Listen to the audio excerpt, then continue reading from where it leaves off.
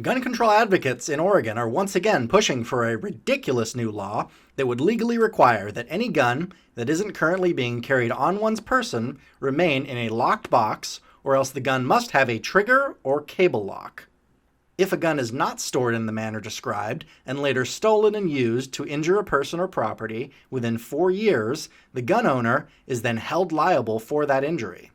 Any lost or stolen guns must be reported to the police within 24 hours, and any violations would come with the penalty of fines ranging from $500 to $2,000 per violation. The advocates who turned over signatures for this petition have said that if Oregon lawmakers don't pass this law in the 2020 session, they will get the people of Oregon to vote on it directly in November through a ballot measure.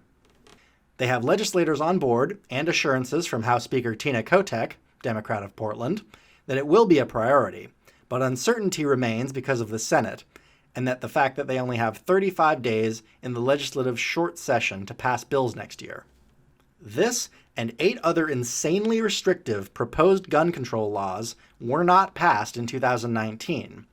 These avoided being voted on due to the Oregon Republican senators organizing a walkout, many of which fleeing the state on June 20th and returning on June 29th.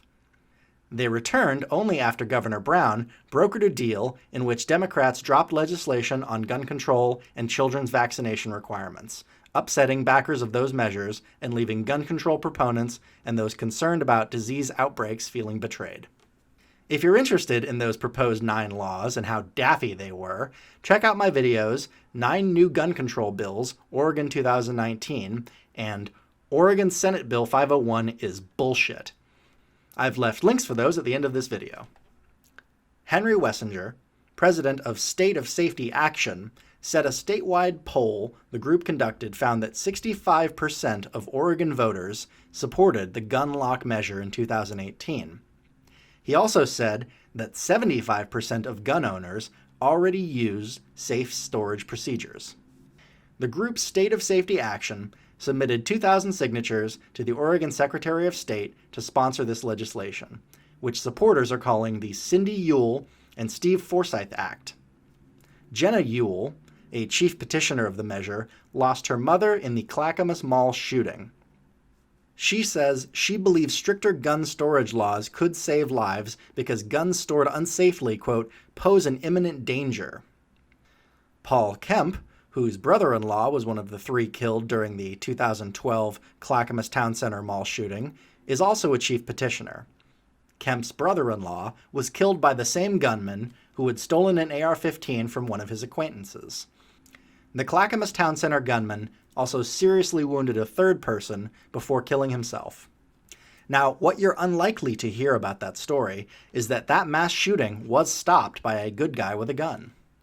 Sometime prior to the Clackamas Town Center mall shooting, the shooter Jacob Tyler Roberts is stated to have stolen a Stag Arms STAG-15 AR-15 style rifle from an acquaintance.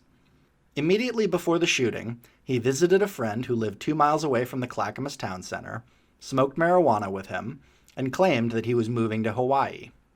He drove to the mall sometime later and parked at the south side between Macy's and Chipotle Mexican Grill. He ran into the mall through the Macy's department store at 3:28 p.m., wearing a white hockey mask, a load-bearing vest, and armed with an AR-15. He was also carrying 5 loaded magazines, one of which he accidentally dropped in the parking lot while entering the mall.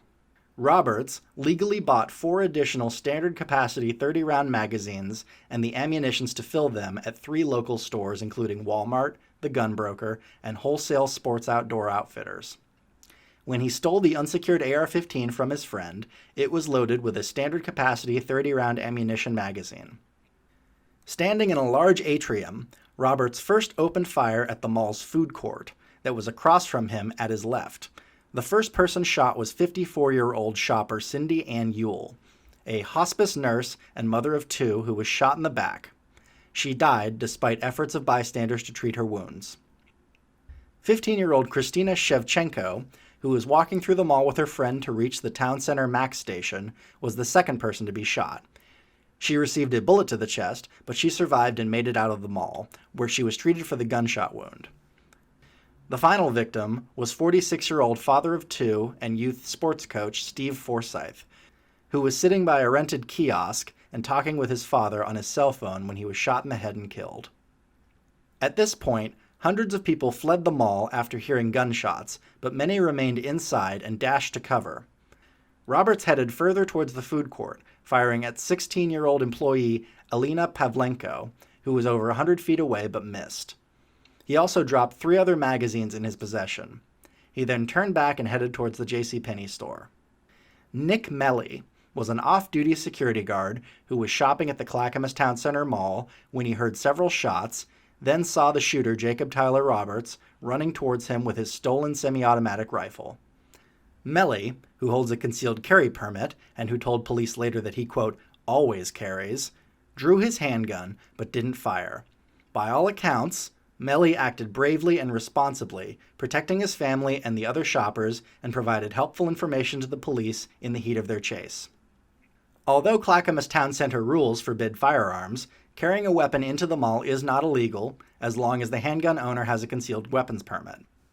Given that an estimated 7,000 shoppers packed the mall that day, odds say that about 280 of them, 4%, had concealed handgun licenses.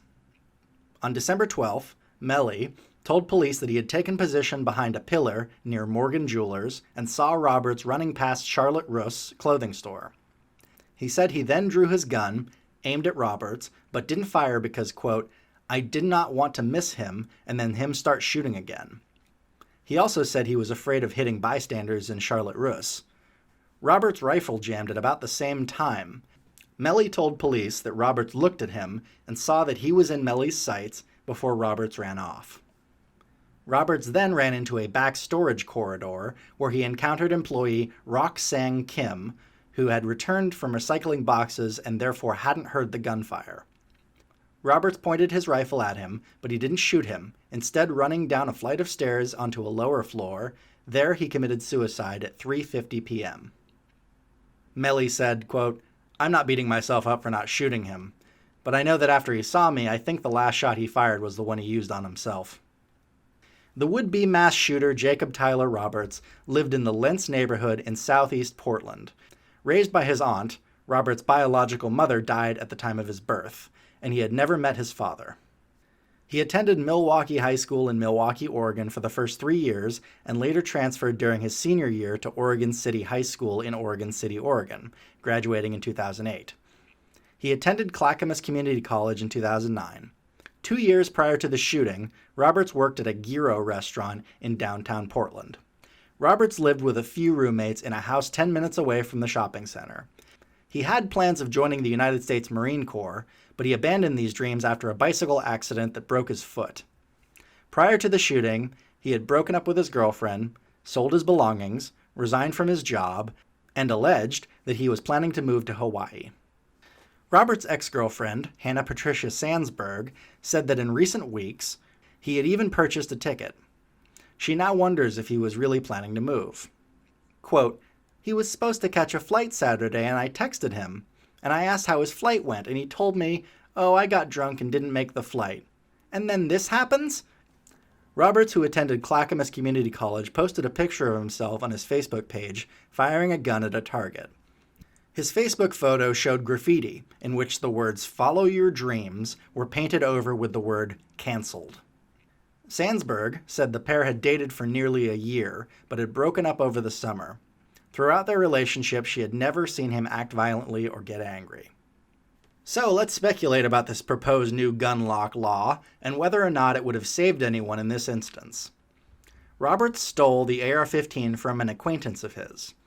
Since his acquaintance wasn't one of Roberts' victims and didn't report the theft of his rifle to police, I think it's a fair assumption that Roberts either broke into his acquaintance's house or he was one of Roberts' roommates. Either way, merely having a locked door could be considered keeping a gun secured.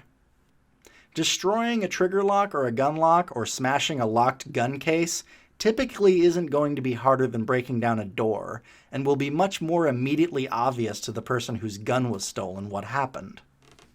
Also, Since Roberts was a self-proclaimed shooting enthusiast, with pictures of himself firing guns at the range and no prior criminal history that would have precluded him from buying guns of his own, if in fact he didn't already have his own and just didn't use them, rather than stealing his friend's AR-15, he could have just saved up his money and bought his own to commit this massacre.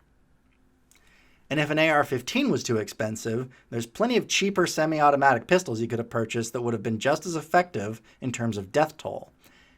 Remember, the Virginia Tech shooter killed 33 people with only a 9mm and .22 pistol. This obviously wasn't a spur-of-the-moment decision for this guy to go on a shooting rampage.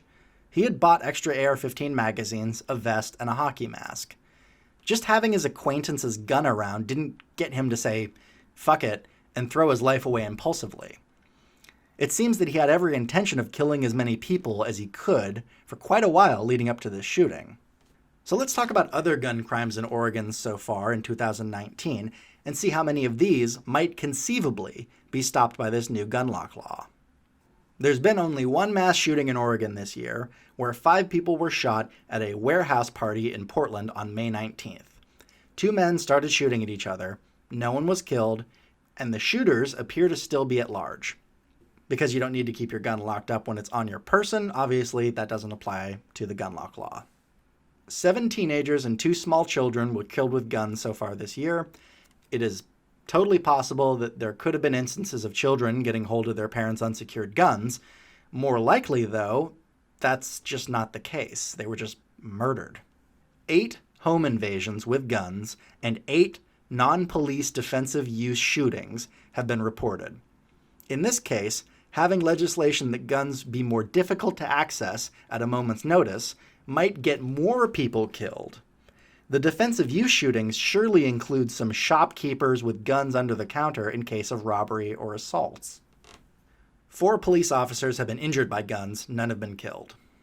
9 unintentional shootings have happened this year. Surely some, if not the majority of these, were people shooting themselves rather than others, or they were accidents at an outdoor gun range or hunting accidents. There were 528 gun deaths that don't fall into the other categories I've described. And there were 825 suicides per the CDC in Oregon this year.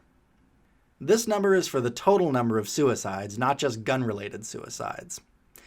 I would argue that very few, if any of these suicides, would have been prevented by locking up guns around the house more securely. The owner of the gun is likely to be the person killing themselves, so they'd have the key or the combination. Otherwise, their family member, who had access to the owner's gun, would likely also have the key or combination. If not, they'd probably just pick a different method of suicide if they got desperate enough.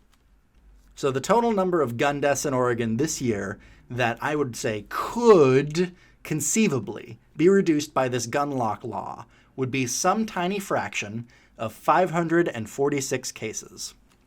A 2004 U.S. Bureau of Justice Statistics survey of inmates in federal prison found that overall, 40% of inmates admitted to obtaining the gun they used in their crimes illegally on the black market from a drug dealer or by stealing it. 48% said they got the gun from a family member, friend, gun store, pawn shop, flea market, or gun show. So if you extrapolate and take 48% of the 546 cases in Oregon where the new gun lock law could make an impact, you'd have 262 cases. Now we have to use a little guesswork to figure out what the percentage of that 48% would be that includes theft and obtaining the gun from a family member without their knowledge.